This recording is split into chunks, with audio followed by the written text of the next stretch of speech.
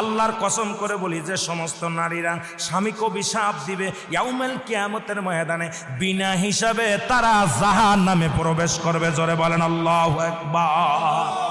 আমার মারা যারা মাইকের আওয়াজ শোনেন, শুনে নেন,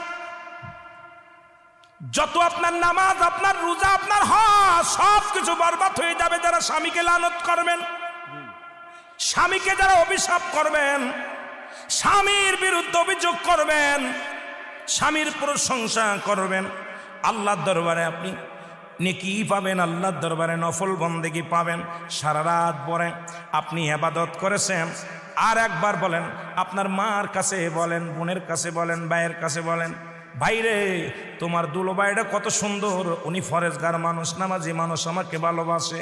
যদি স্বামীর প্রশংসা করো এই দুনিয়ার মধ্যে নফল ইবাদত হয়ে যাবে, তোমার নেকি হবে, আমলনামায় লেখা হবে। নবীজি বলছে অধিক